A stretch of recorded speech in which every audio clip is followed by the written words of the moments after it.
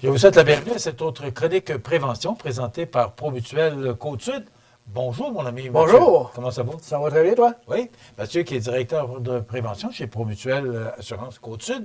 On va parler aujourd'hui, je trouve ça tellement pertinent, même si on est à la fin du mois de septembre, il faut commencer à penser qu'on doit préparer sa maison pour l'hiver parce que ça va être l'air qu'on va avoir encore un hiver cette année. Oui, effectivement. Bon, on a eu un petit soubresaut là, de température. On est passé là, d'une température plus élevée à une plus saisonnière, on va a eu dire. vraiment un beau mois de septembre. Ah, oui. Et peut-être, Mathieu, aussi, qu'avoir du beau temps comme ça nous fait un peu oublier que l'hiver s'en vient. Il faut se préparer. Effectivement. Il ne faut pas attendre la dernière minute aussi. Non, parce que je pensais justement, quand on attend trop, on a froid aux doigts dehors pour faire nos entretiens. Ouais. C'est un peu comme les décorations de Noël, mais on ne veut pas se rendre là.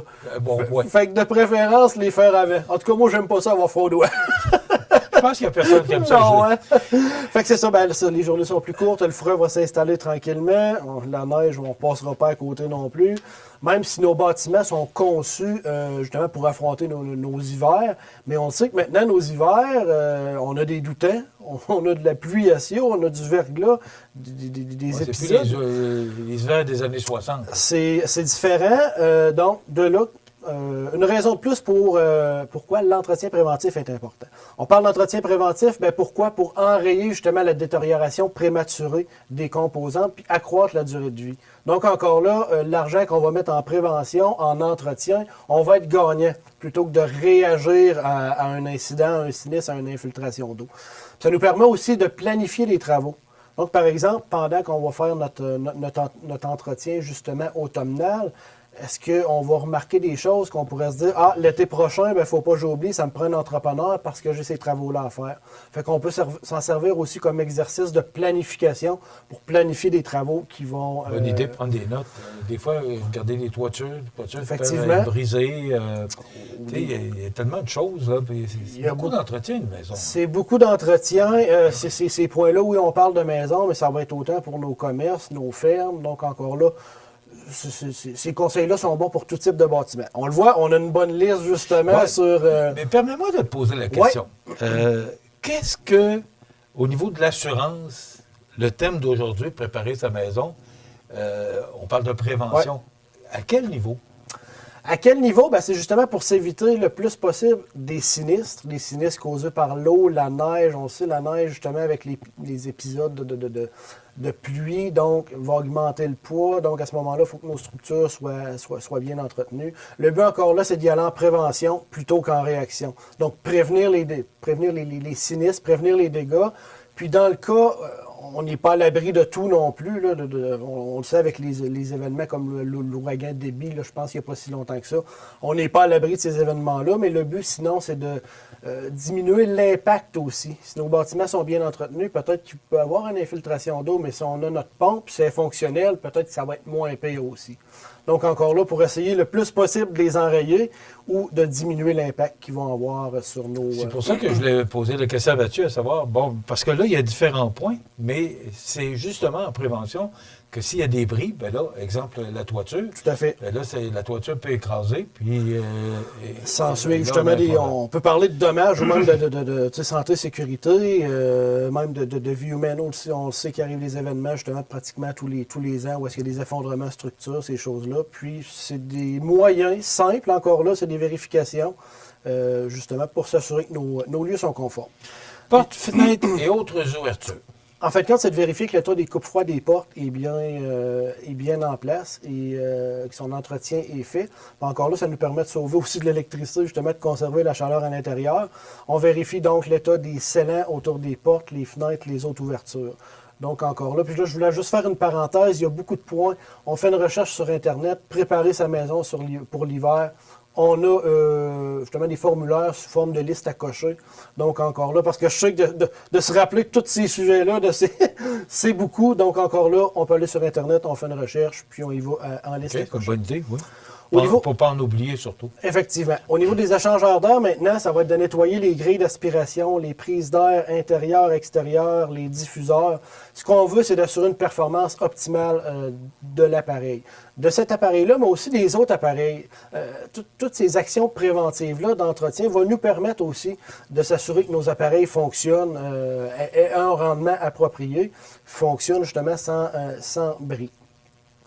Au niveau des avertisseurs de fumée monoxyde de carbone, bien, on le sait, la semaine de prévention va s'en venir aussi rapidement au début du mois d'octobre. L'importance justement des avertisseurs de fumée monoxyde de carbone, on le sait, encore là, il y a des événements tragiques qui surviennent. Souvent, les causes, encore là, c'est l'absence d'avertisseurs de fumée ou de monoxyde de carbone ou le fait qu'ils ne soient pas fonctionnels. Donc, encore là, on les vérifie, on appuie sur le bouton essai justement de notre appareil. On s'assure justement qu'on entend le bip sonore, le signal sonore.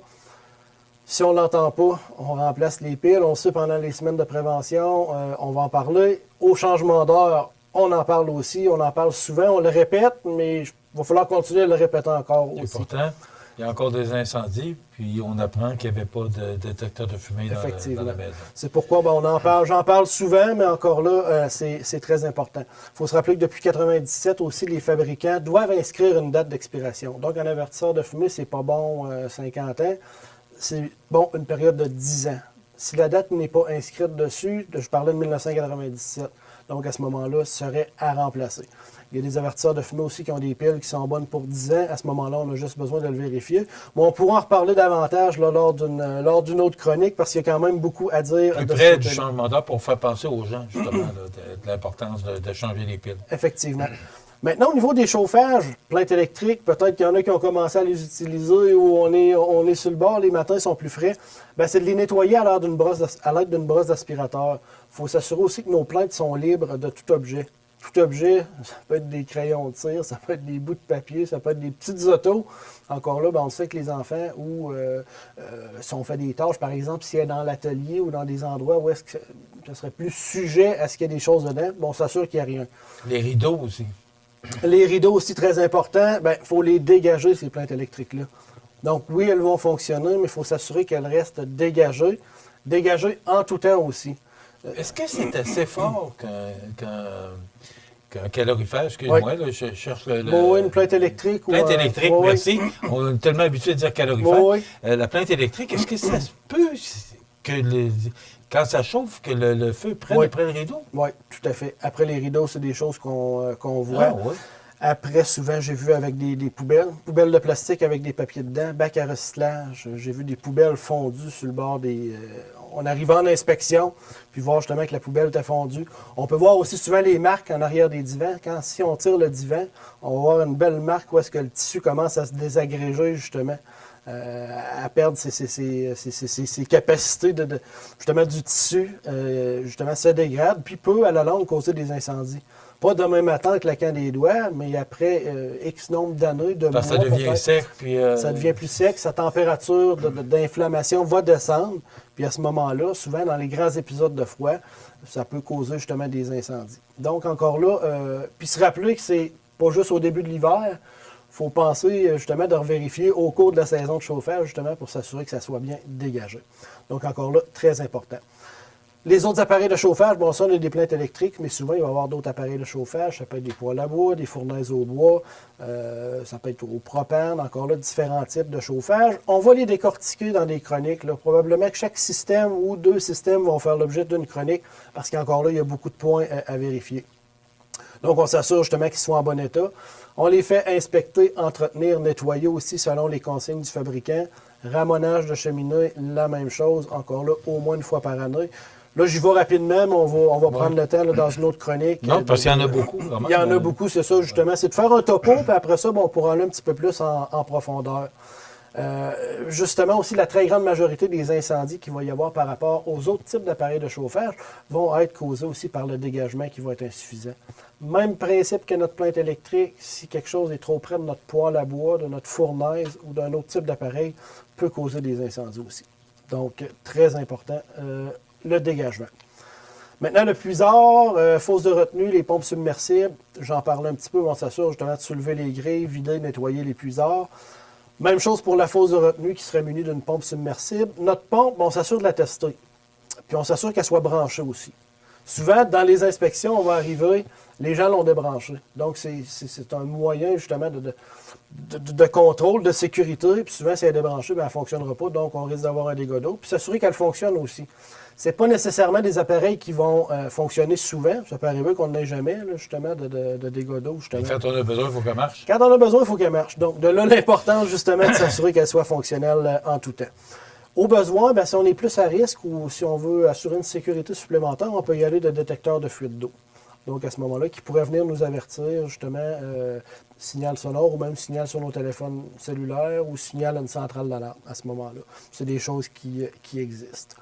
Au niveau des arbres, les faire élaguer par des professionnels. En ville, là, justement, dans les derniers jours, là, j'en voyais beaucoup, là, des élagueurs là, qui justement, élaguaient des arbres trop près des fils électriques où des branches étaient déjà abîmées, ce qui pourrait justement provoquer, en cas de vent, épisode de verglas, qui pourrait tomber plus facilement sur nos biens, mais sur les gens aussi. Il y a des événements malheureux qui arrivent de ce côté-là aussi. Au niveau du mobilier barbecue, la saison, ben, on l'étire le plus possible, mais encore là, il faut penser aussi de ranger ces items-là l'automne. Raison de sécurité, on ne range jamais de bonbonnes de propane à l'intérieur de notre maison. Donc encore là, point important, on s'assure justement de la garder à l'extérieur, justement pour s'éviter des problèmes. Est-ce qu'on peut la mettre dans la remise? Dans une remise, souvent, ça va être ce qu'on va... La remise, souvent, va être à l'écart du bâtiment. Souvent, ça va être une petite remise. Ça peut être, justement... on peut le... Placé dans ces... Je dirais que normalement, à l'extérieur, OK. ça C'est serait... préférable à l'extérieur. Par exemple, des fois, ce qu'on va voir, ça va être un dessous de patio qui va justement avoir des... à ce moment-là. Le but, c'est que la bonbonne peut fuir. Puis, s'il y a un incendie dans notre maison, ben c'est une bombe.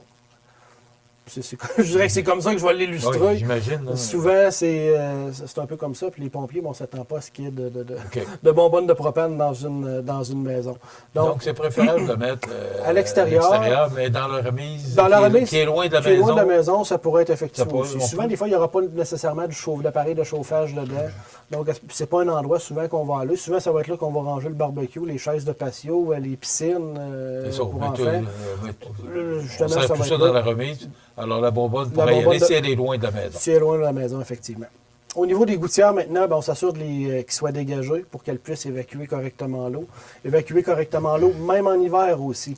Souvent, avec les épisodes de pluie qu'on a, l'eau, l'hiver, il faut qu'elle puisse s'évacuer. Sinon, elle risque de monter en bordure de toiture, puis à ce moment-là, causer des barrages de glace, causer des infiltrations d'eau. Donc, on s'assure qu'elle soit justement bien dégagée. Que les ancrages soient fixes aussi, qu'elles soient bien fixées au bâtiment. Que la descente, que l'eau pluviale soit évacuée à au moins 6 pieds de la résidence. Donc, que notre eau ne longe pas la fondation. Donc, qu'elle soit évacuée au moins 6 pieds de la résidence. Il y a des rallonges qui se vendent maintenant, là. Effectivement, des petites rallonges qui se vendent. Fait que justement, ça nous permet de l'évacuer plus loin. Au niveau des murs extérieurs, inspection des murs extérieurs, murs de fondation. Au niveau des murs de fondation, peut-être qu'on pourra apercevoir des fissures, par exemple. Fissures à ce moment-là qu'on pourrait prévoir faire réparer ou surveiller à tout de moins l'évolution de ces fissures-là. Encore là, ça pourrait être une prévision de les réparer pour la saison d'été prochaine. Donc, ça nous laisse le temps de trouver un spécialiste qui pourrait réparer ces fissures-là. Au niveau des murs extérieurs, encore là, c'est de regarder le revêtement. Est-ce qu'il est sujet à des infiltrations d'eau? Puis au besoin, on va corriger.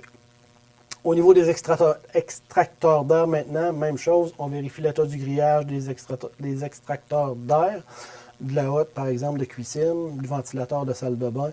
Donc, on s'assure justement que notre scellant aussi autour soit fermé de manière sécuritaire.